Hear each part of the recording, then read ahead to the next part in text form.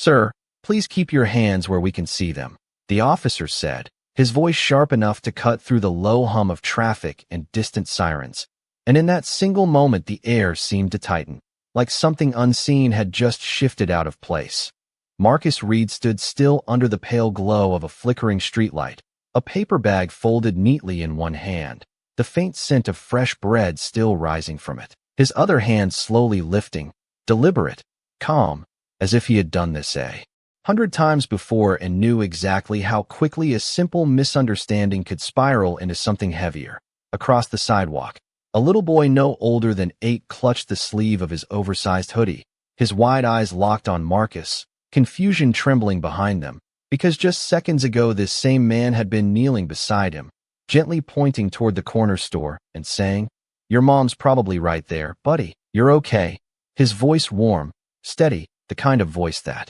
made fear loosen its grip. Now everything felt different, colder, as 2 officers approached, their presence filling the narrow stretch of pavement with authority that didn't ask questions, only demanded compliance, their boots stopping inches from Marcus as passing headlights cast long shadows that stretched and collapsed across the asphalt like silent witnesses. Marcus didn't argue, didn't step back, didn't raise his voice. He simply nodded once, slow and controlled, his breathing measured, the rhythm of it almost matching the distant pulse of a traffic light changing from green to red. And for a brief second, his gaze flickered toward the boy again, just enough to say without words, "Stay calm, stay back. Everything's going to be all right." The boy shifted, his small sneakers scraping lightly against the concrete, his voice barely above a whisper. He didn't do anything, but the words floated in the space between them, fragile, uncertain, as if unsure whether they were allowed to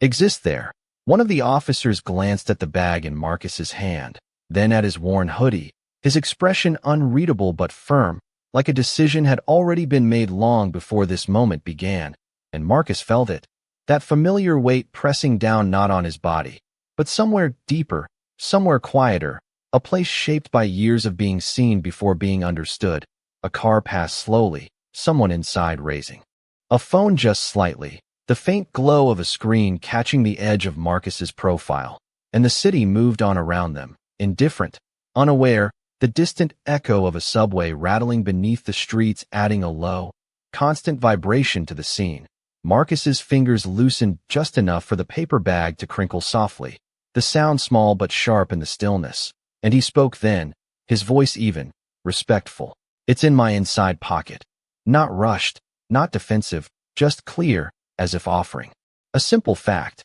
Yet the words seemed to hang in the air, waiting to be accepted or dismissed. The officer hesitated for half a beat, the kind of pause most people wouldn't notice, but Marcus did. He always did, because in that fraction of time lived the difference between escalation and understanding, between assumption and truth, and somewhere behind him, the boy took a cautious step forward, clutching something small in his hand, something that had slipped unnoticed from Marcus's coat when the tension began to rise, his voice trembling now, louder than before. "This is his," and though no one had looked at it yet, though no one had turned to see what he held, something about the way he said it caused the moment to stretch, to slow, to hold its breath just a little longer than it should have.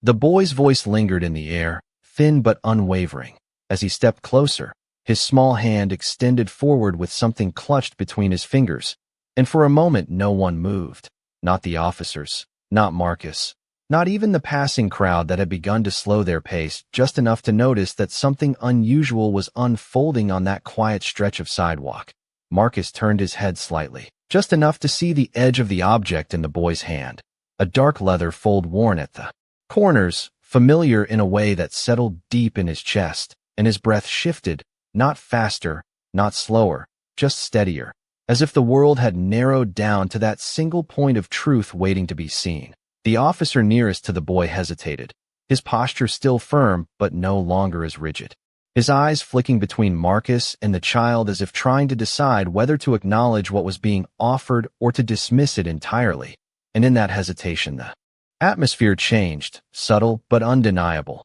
like the first drop of rain before a storm fully arrives. The streetlight above buzzed faintly, casting a pale halo that caught the edges of the boy's face, illuminating the seriousness in his expression, a kind of quiet courage that did not belong to someone his age. And he spoke again, clearer this time. "It fell when he was helping me." His voice steady despite the way his fingers trembled just slightly. Marcus lowered his gaze for a brief second. Not in defeat, not in fear, but in acknowledgement, because he understood what it meant for someone to step forward like that, to choose to be seen when it would have been easier to stay invisible. And when he looked back up, there was something softer in his eyes, something that did not challenge the moment but embraced it. One of the officers finally reached out, his movements slower now, more deliberate, as he took the wallet from the boy's hand, the leather bending slightly under his grip. And for a brief second, he simply held it there, unopened, as if the act of looking inside carried more weight than he had anticipated. The sounds of the city seemed to fade again, the distant hum of engines, the faint chatter from across the street, all of it pulling back into a quiet backdrop as attention focused on that single object. And Marcus remained still, his shoulders relaxed, his stance unchanged, a quiet presence in the center of a moment that was beginning to shift. The officer's thumb pressed lightly against the edge of the wallet, hesitating once more before flipping it open, and the motion was small, almost unremarkable, yet it carried a gravity that stretched the seconds longer than they should have been. And as the contents came into view, something in his expression faltered, not dramatically, not all at once, but enough to be noticed by the others standing nearby. His partner leaned in slightly, eyes narrowing as he tried to see what had caused that subtle change. And the boy watched too, his breathing shallow now, his attention fixed entirely on the unfolding realization, as if he could sense that whatever was inside that wallet mattered more than anything that had happened before. Marcus did not speak, did not move. He simply stood there, the paper bag still in his hand, the faint warmth of it fading as the night air settled in, and the silence that followed was not empty. It was full, thick with recognition waiting to take shape, the kind of silence that comes just before something shifts completely. And in that stillness, the balance of the moment began to turn, not with force, not with confrontation, but with the quiet, undeniable presence of truth. The officer's eyes did not move at first, as if whatever he saw inside the wallet had locked him in place, his grip tightening just slightly around the leather as the streetlight reflected faintly off the polished badge nestled beside a neatly aligned identification card. And the shift was subtle but unmistakable, like a crack forming beneath the surface of something that had once seemed certain. His partner leaned closer, impatience flickering across his face, but it faded almost immediately, as his gaze landed on the same detail, the same emblem, the same name. And for a brief second neither of them spoke, neither of them breathed in a way that felt normal, because the reality in front of them no longer matched the assumption that had brought them here. Marcus watched them without expression, his posture unchanged, his hands still visible, open, steady, his presence grounded in a calm that did not come from the situation, but from something deeper, something earned over years of. Standing in moments just like this, where perception moved faster than truth, the boy shifted again, his small frame tense with anticipation, his eyes darting between the officers and Marcus, trying to read something in their faces, trying to understand what had just changed even if he could not yet name it. And the faint rustle of a passing breeze carried the scent of rain through the street, cool and distant, brushing against the edges of the moment like a quiet reminder that time was still, moving even if everything else felt paused. The officer holding the wallet swallowed, the movement visible in the tightening of his jaw. And when he finally spoke, his voice had lost its earlier edge, replaced by something more uncertain, more controlled. "Sir," he began, but the word lingered there, incomplete, as if he was still adjusting to the weight of it, still recalibrating the space between authority and accountability. Marcus did not respond immediately, not out of hesitation, but out of intention, because he understood the importance of silence in moments like this, understood how it allowed truth to settle without interference. And when he finally lifted his gaze fully to meet theirs, there was no anger in it, no demand, only a steady acknowledgement of what was now undeniable. The second officer straightened slightly, his shoulders shifting as if trying to regain a sense of composure, but the tension remained, visible in the way his fingers flexed at his sides, unsure of where to rest. Now that the certainty they had relied on was no longer there, across the street, a car slowed just enough for the driver to glance over, curiosity flickering before fading again into the flow of the night, and the faint glow of a phone screen from someone nearby dipped lower, no longer held with the same confidence as before, as if even the act of watching had become more complicated. The boy took a small step back, his role in the moment completed, though he did not fully understand it, his eyes still fixed on Marcus, waiting, hoping, and Marcus noticed, offering the slightest nod, a quiet reassurance that did not need words. And in that simple gesture something shifted again, softer this time, more human. The officer closed the wallet slowly, carefully, as if handling something fragile, something that demanded respect, and the space between them filled with a silence that was no longer tense, but heavy with realization. The kind that does not arrive loudly but settles in piece by piece, changing everything it touches. Marcus inhaled once, deep and measured, the cool night air filling his lungs, and as he exhaled, the world seemed to widen again, the edges of the moment softening just enough to allow what came next to unfold, not as a confrontation, but as a quiet reckoning with what had just been revealed. The word lingered between them, heavier now than before, as if it carried not just recognition but consequence. And the officer holding the wallet finally stepped back half a pace, his posture shifting from control to something closer to restraint, his eyes no longer scanning for threat, but searching for understanding, while his partner cleared his throat quietly, the sound small but sharp in the stillness, like an attempt to reset a moment that had already moved too far to return. Marcus lowered his hand slowly, not abruptly, not in defiance, but with a calm deliberation that made the motion feel almost ceremonial, his fingers brushing lightly against the fabric of his hoodie as he let them rest by his sides, the paper bag still intact, its warmth now completely gone, replaced by the cool night air settling into every fold. The streetlight flickered again above them, casting a brief shadow across his face. And in that shifting light his expression remained unchanged, steady, grounded, as if nothing about what had just happened surprised him, as if he had expected the moment to unfold exactly this way. The officer extended the wallet back toward him, his arm not fully outstretched at first, hesitating mid-motion before completing the gesture, and when Marcus reached for it, their fingers did not touch, the space between them holding a quiet tension that neither acknowledged aloud.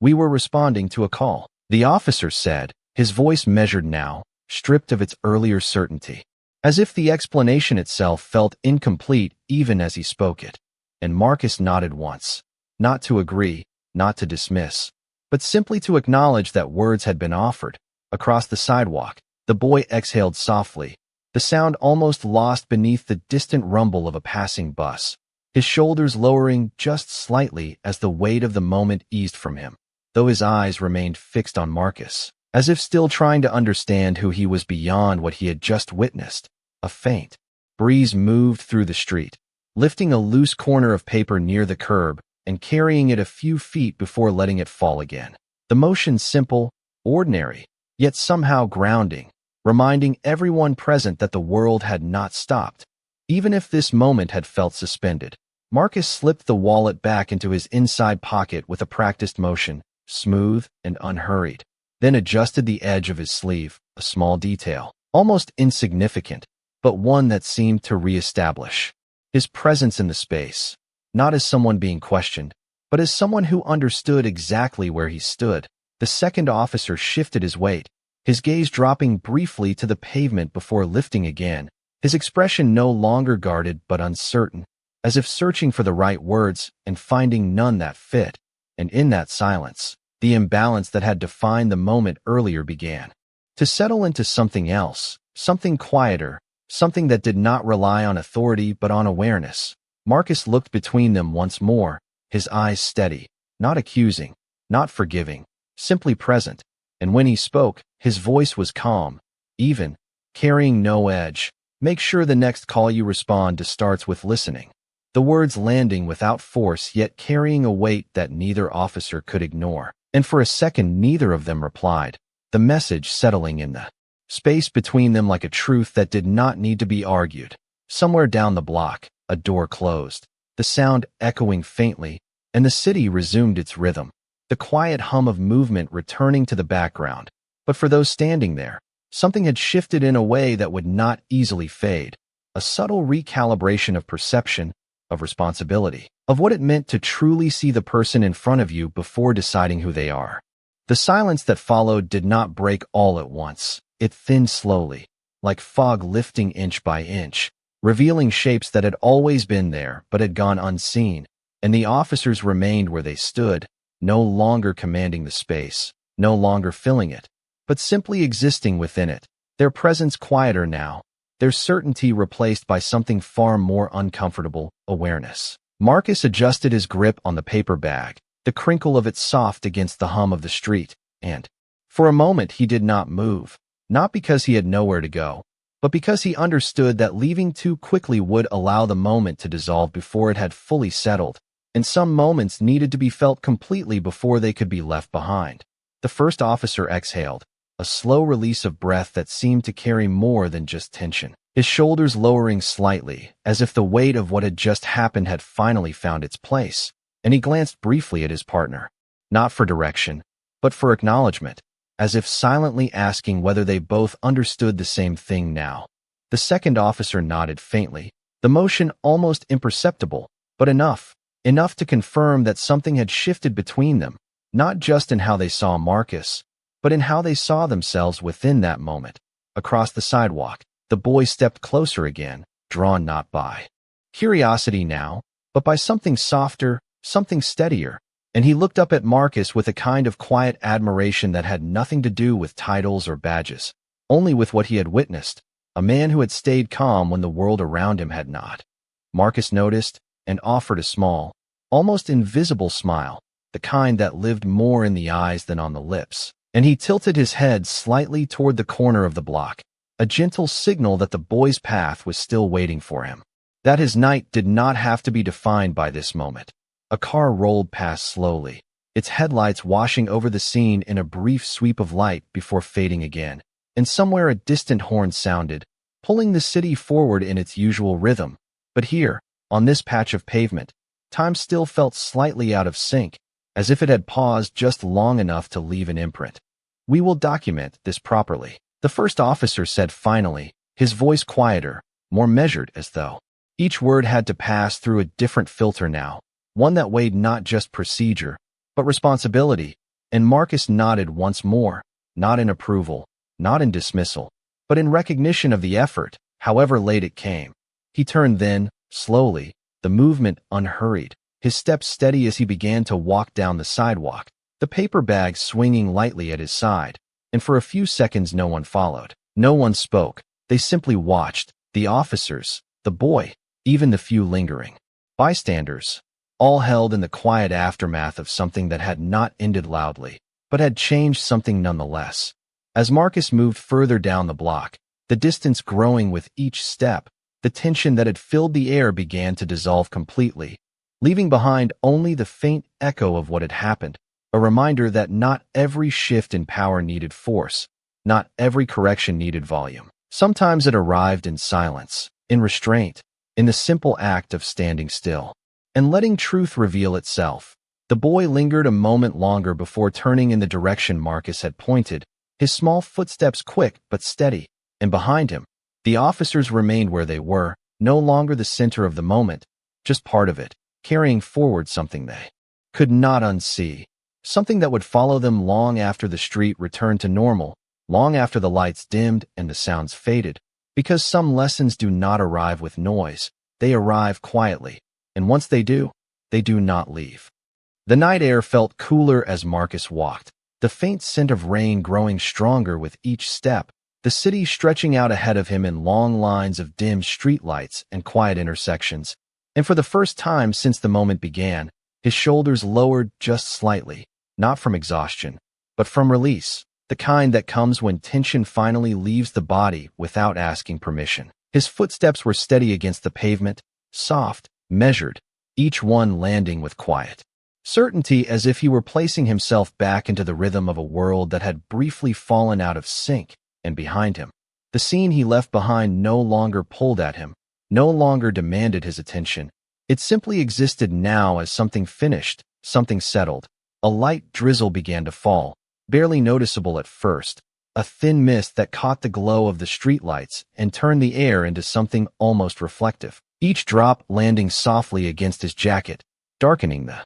fabric in small, spreading patterns, and he did not rush, did not look for shelter. He let it come, let the moment breathe around him. Across the street, a small storefront sign flickered on and off, casting intermittent light across the sidewalk, and Marcus slowed just slightly as he passed, his reflection appearing and disappearing in the glass with each pulse of light, a silhouette that seemed both present and distant at the same time. He adjusted the collar of his hoodie with one hand, the motion simple, habitual, but grounding, and his other hand tightened briefly around the paper bag before loosening again, the contents inside shifting softly, a reminder of something ordinary, something human, something that had nothing to do with authority or misunderstanding. Somewhere behind him, faint voices carried through the air, indistinct, fading quickly as distance grew, and he did not turn back, not out of indifference, but because he understood that some moments did not need revisiting. They needed space to settle on their own. A passing car slowed at the intersection ahead, its headlights sweeping across Marcus as he stepped into the crosswalk, the white lines beneath his feet glowing briefly before fading again into the dark pavement. And for a second, everything felt still, suspended between movement and pause, between what had happened and what would come next. He exhaled slowly, the breath visible in the cool air, and in that quiet release there was no frustration, no lingering anger, only a calm awareness, the kind that came from knowing exactly who he was regardless of who anyone else thought he might be. The drizzle grew steadier now, tapping lightly against the ground, against the metal of a nearby trash can, against the glass of closed storefronts, creating a soft, consistent rhythm that filled the spaces between sound and silence. And Marcus continued walking, his pace unchanged, his direction clear. As he reached the far side of the intersection, he paused for just a moment, not because he needed to, but because something in the stillness called for it. And he looked up, the rain catching faintly in his eyelashes, the glow of the city reflecting back in his eyes. And for a brief second, the weight of everything that had just passed seemed to settle into that quiet space around him, not heavy, not overwhelming, just present. Then he moved again, stepping forward into the night, the distance between him and the moment behind him growing with each step, not erased, not forgotten, but transformed into something quieter, something that no longer demanded attention, only understanding. Several blocks away, the rain settled into a steady rhythm, no longer a mist but a quiet curtain that softened the edges of the city, turning sharp lights into blurred halos and distant shapes into silhouettes that moved without urgency. And Marcus continued forward with the same measured pace, his footsteps now dampened by the slick pavement, each one leaving a faint imprint that disappeared almost as quickly as it formed. The world around him felt different, not because it had changed, but because something within it had been revealed, something that could not be unseen once noticed. And though the moment behind him had ended, its echo lingered in the subtle shifts of posture, in the quiet recalibration of thought that followed him like a shadow he did not try to shake. A passing bus rolled by slowly, its windows glowing with warm interior light, and for a brief second Marcus caught his reflection again, framed between streaks of rain, his face calm, composed, carrying none of the urgency that had filled the earlier moment. And yet beneath that calm there was a depth, a history of moments like this, layered one over another, shaping the way he stood, the way he spoke, the way he chose silence when others expected reaction. He reached the corner of another intersection and paused as the pedestrian signal shifted, the red hand glowing steadily before changing to white, and he stepped forward without hesitation, his movements aligned with the rhythm of the city, no longer interrupted, no longer questioned. Behind him, far enough now to feel distant, the officers remained where they had been, their conversation quiet, their voices low, as if the space around them demanded a different tone, and one of them glanced down at his own hands, flexing his fingers slightly as if trying to understand the weight they carried beyond the uniform, beyond the authority they represented. The other officer looked out toward the direction Marcus had gone, his gaze lingering longer than necessary, not out of curiosity, but out of reflection, as if replaying the moment in his mind, searching for the exact point where assumption had overtaken awareness, where habit had replaced intention, and in that silent examination, something shifted, not dramatically, not in a way that would be visible to anyone passing by, but enough to alter the way he would move the next time, the way he would listen before. Deciding, the boy, now reunited with a figure waiting anxiously at the corner, turned once more to look back down the street, his small hand wrapped securely in his mother's. And though he did not fully understand what he had witnessed, he felt it, the difference between fear and calm, between confusion and clarity, and he carried that with him in a way that would shape how he saw the world, how he stepped into moments that asked for courage rather than silence. Marcus, unaware of the details, unfolding behind him, continued forward under the steady rain, the city stretching ahead in quiet continuity. And as he reached another stretch of sidewalk lined with closed shops and dim windows, he slowed just slightly, not out of hesitation, but out of awareness, taking in the stillness, the way the rain tapped gently against the glass, the way the streetlights reflected in long, wavering lines across the pavement. He adjusted his sleeve again, a small, grounding motion, and exhaled, the breath blending with the cool air as it faded into nothing. And in that simple act there was no tension left. No need to revisit what had already passed. Only a quiet understanding that some moments do not end when they are over. They continue in the choices that follow, in the awareness that remains, shaping what comes next in ways that are not always seen, but always felt. The rain continued its steady fall, soft but persistent, tracing thin lines along the edges of buildings and pooling lightly at the corners of the sidewalk. And Marcus slowed as he approached a narrow storefront with a dimly lit awning, the kind that stayed open late for no reason other than habit, its windows glowing faintly with warm light that contrasted the cool gray of the night. He stepped beneath the awning without urgency, not to escape the rain entirely, but to pause within it, to let the moment settle in a space that felt quieter,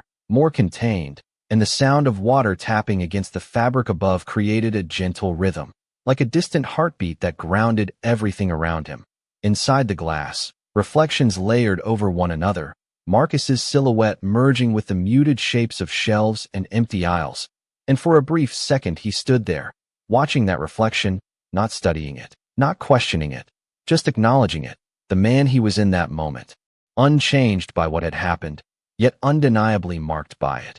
He shifted the paper bag in his hand, opening it slightly to check its contents, the simple act almost meditative, the scent of bread rising again, warm and familiar, and it reminded him of something small but important, that life continued in ordinary ways regardless of extraordinary moments, that there was always something waiting beyond the tension, beyond the misunderstanding, something simple, something real. A faint chime sounded as the door behind him opened, and he glanced over his shoulder to see a woman stepping out, pulling her coat tighter around herself as she moved quickly into the rain, her footsteps fading almost instantly into the soft hiss of water against pavement, and the brief interruption passed without consequence, leaving the quiet intact once more. Marcus reached into his pocket and touched the edge of the wallet, not to check it, not to confirm anything, but simply to feel its presence, the solid weight of it a reminder of the moment that had shifted everything just minutes ago.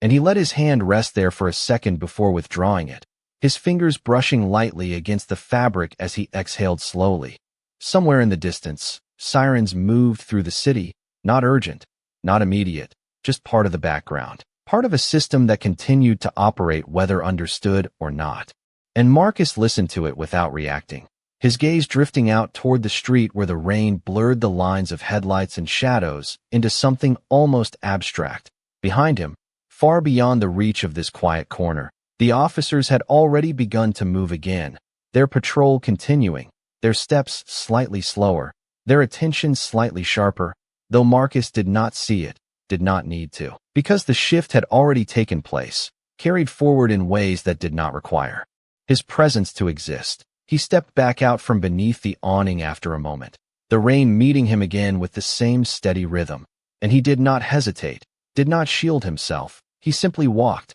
his pace unbroken, his direction clear, moving forward with a quiet certainty that did not come from authority or recognition, but from something deeper, something that had been there long before the moment began. The city stretched ahead, wide and indifferent, yet filled with small intersections of lives that crossed and separated without notice. And Marcus moved through it with the same calm presence, not seeking acknowledgement, not expecting change, only carrying with him the understanding that what had happened would ripple outward in ways unseen, subtle, quiet, but lasting, and that sometimes the most powerful shift was not in the moment itself, but in what followed after it had passed.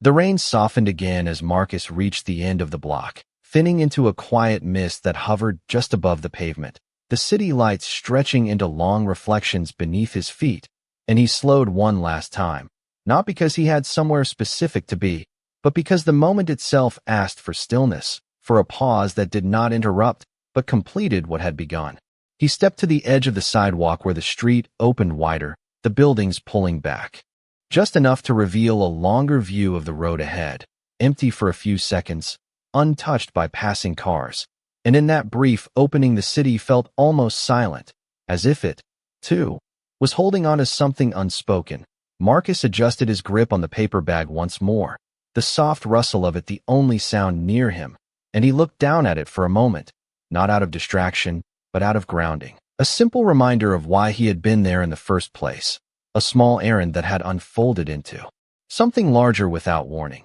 He lifted his gaze again, eyes steady, taking in the quiet stretch of street, the faint glow of a traffic signal changing from red to green even though no one was there to move, and the light reflected in his eyes for just a second before fading again, leaving behind only the calm presence he carried with him. Behind him, far beyond sight now. The earlier moment no longer existed as tension or uncertainty. It had settled into something else entirely, something quieter, something that would not be spoken about in loud voices or written in reports with full understanding, but something that would live in small pauses, in second thoughts, in the way a question might be asked differently next time instead of assumed. The boy, now safely walking beside his mother under a shared umbrella several blocks away, glanced once more in the direction Marcus had gone, his small hand tightening slightly in hers, not out of fear, but out of recognition, because even at his age, he had felt the shift, had seen how one moment could change simply because someone chose calm over reaction, dignity over defense. Marcus exhaled slowly, the breath barely visible now as the air warmed slightly with the passing drizzle, and he reached into his pocket once more, not to check the wallet, but to rest his hand against it for a second, the solid presence beneath his fingers a quiet reminder of identity, of responsibility, of everything that did not need to be shown to be real. Then he let his hand fall back to his side, relaxed, unburdened, and took another step forward, then another, his pace unchanged, his direction steady, moving into the space ahead without hesitation. A distant car finally turned onto the street, its headlights cutting through the lingering mist, illuminating Marcus for a brief second before passing by, and in that flash of light, he did not look back, did not pause. He simply kept walking, his figure blending gradually into the rhythm of the city, into the quiet flow of movement that carried everything forward. The rain stopped completely a moment later, leaving behind only the faint shimmer of water on the ground and the soft echo of what had been. And as Marcus disappeared further down the street, there were no final words, no grand gestures, only the quiet continuation of a man who knew exactly who he was, walking forward without needing the world to recognize it. Because some truths do not need to be announced, they only need to be lived, and in that stillness, in that silence, the weight of the moment settled fully, not with noise, not with force, but with the quiet certainty of justice that no longer needed to speak.